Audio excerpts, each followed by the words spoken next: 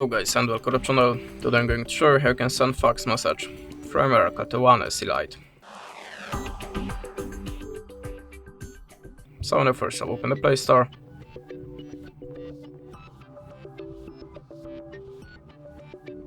Tap on the search bar and look for the fax app. Choose Easy Fax and install it.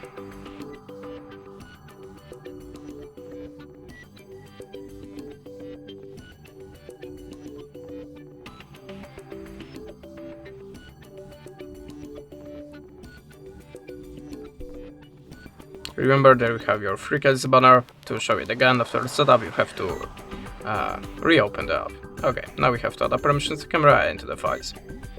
Now click on the plus and choose Search Every Document. And I got something from the gallery. Then click on the import. And now you can add this to shape your document. If you click on the arrow icon and choose the folder for a photo to make it more visible.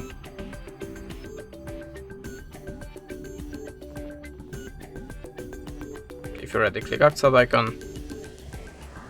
Now type the number in this place, choose the country from the list, and to send this message, just click on this button. That's it. Thanks for watching, leave us a like or a comment, and goodbye.